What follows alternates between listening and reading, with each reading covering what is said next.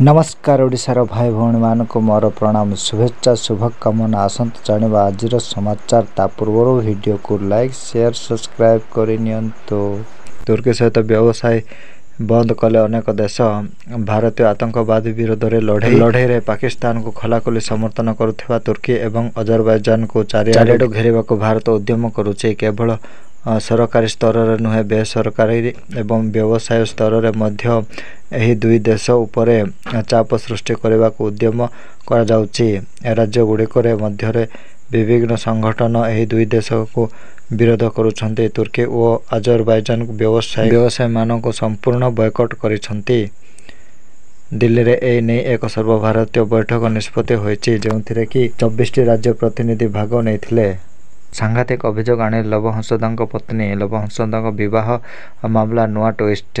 लवंकर पत्नी आसिले सामना को आउ आनिले सांघातिक अभियोग। लवंक प्रेमिक आत्महत्या करिबा परे लवंकर गोटे गुमर खोलिबारे लागिछि। जनाशुना ब्लॉगर लव हंसदा नारे विभिन्न प्रकार अभियोग सामना को आसुछि। लवंकर स्त्री कहिसंति जे दुई परिवार सहमति रे लव हंसदा एवं तांकर विवाह होइथिला। तांकर एक संतान मध्य अछि किंतु से बाहागर परे लव प्राय समय बाहर रहउथिले एवं तांको कथा किछि सुनु नथिले। परिवार अशांति करिवारु तांको स्त्री तांको बाप घरे वर्तमान अछंती। भारतर प्रथम थर पय प्रकाश पाइला मासिक बेकारी हार आसिला चिंताजनक रिपोर्ट। भारतर प्रथम थर पय मासिक बेकार तथ्य प्रकाश करी रोजगार बजार गतिशीलता उपरे रियल टाइम तथ्य प्रकाश करिसंती। गुरुवार परिसंख्यान एवं कार्यक्रम कार्य त्वरान्वित मंत्रालय द्वारा प्रकाशित तथ्य अनुसार 2025 एप्रिल मास देशर बेकार हार 5.1 रहिथिबा बेले एही तथ्य पीरियडिक लेबर फोर्स सर्वे रो मासिक रिपोर्ट रु आसुछि जे जहा ए पर्यंत त्रैमासिक एवं वार्षिक आधार रे प्रकाश पाउथिला। एप्रिल मास 2025 15 वर्ष तत ऊर्ध्व वयस्क मध्य बेकार हार 5.1 रहिथिबा बेले पुरुष 5.1 महिला 5.0% अछंती। आकाशतीर ड्रोन आक्रमण विरोध रे भारत सुरक्षा कवच आसंत जानिबा एहा कौन। पाकिस्तान विरोध रे भारत ऑपरेशन सिंदूर को नहीं सारा विश्व रे चर्चा लगी रही।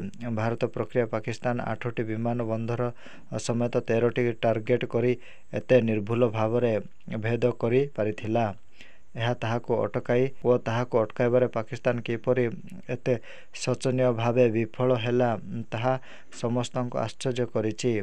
मे 9 और 10 राति रे पाकिस्तान भारत सामरिक और बेसामरिक अंचल उपरे ड्रोन और क्षेपणास्त्र माध्यम रे भयंकर आक्रमण करिथिला किंतु ताहा भारत एक अभेद प्रतिरक्षा प्राचीर को भेद करि पारि नथिले।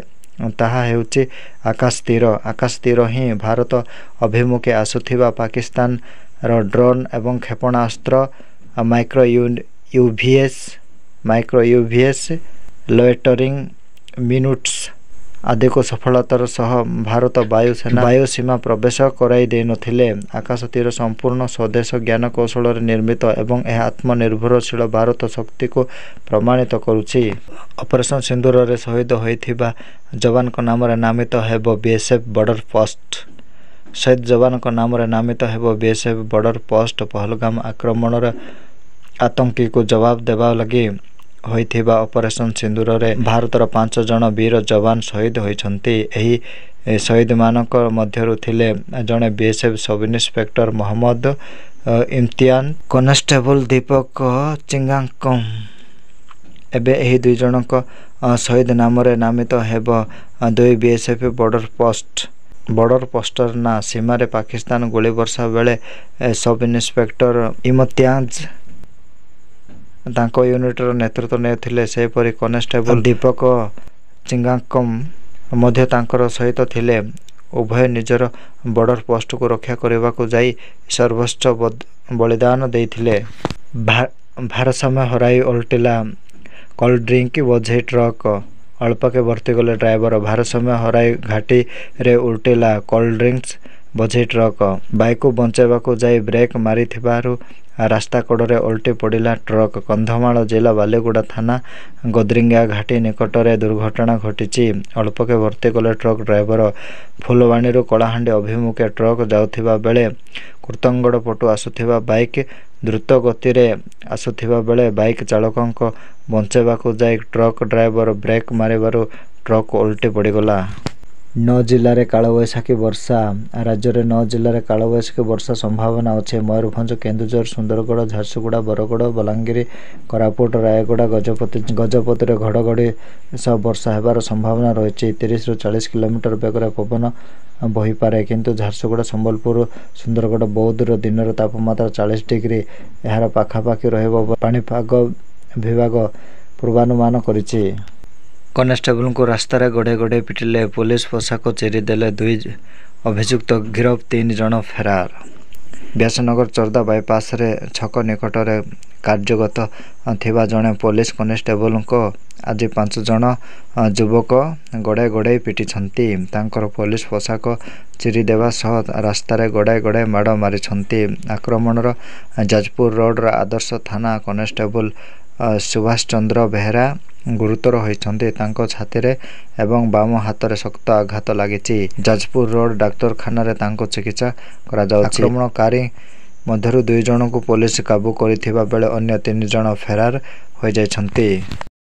ଗିରଫ ପାକିସ୍ତାନ ସ୍ପାଏ ଜ୍ୟୋତି ଲିଙ୍କ ପ୍ରସଙ୍ଗରେ ପାକିସ୍ତାନକୁ ଗୁପ୍ତ ତଥ୍ୟ ଲିଙ୍କ ଅଭିଯୋଗରେ ଗିରଫ ହରିୟାଣା ଜ୍ୟୋତିର ମାଲହୋତ୍ରା ପୁରୀ ଆସିଥିଲେ। ପୁରୀ କାଳିକା ଦେବୀ ସାହିର ଜଣେ ଯୁବତୀ ଜ୍ୟୋତିଙ୍କ ସମ୍ପର୍କ ଥିଲେ। ଜ୍ୟୋତିଙ୍କ ସହ ତାଙ୍କର ଘନିଷ୍ଠ ବନ୍ଧୁତା ଥିଲା।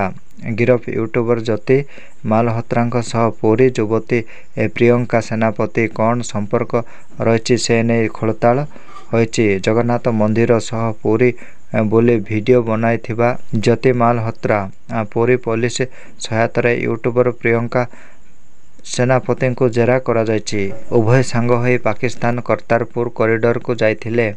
ପ୍ରିୟଙ୍କା ମଧ୍ୟ ପାକିସ୍ତାନ କର୍ତ୍ତାରପୁର ସାହେବଙ୍କ ଗୁରୁଦ୍ୱାର ନିକଟରେ ବ୍ଲଗ କରିଥିବାର ଭିଡିଓ ଦେଖିବାକୁ ମିଳିଛି। ସେମାନଙ୍କୁ ପାକିସ୍ତାନ ସହିତ ଲିଙ୍କ ଥିବାର ଗୁଇନ୍ଦା ସଂସ୍ଥାର ରିପୋର୍ଟ ଅନୁସାରେ ତାଙ୍କୁ ଗିରଫ କରାଯାଇଛି।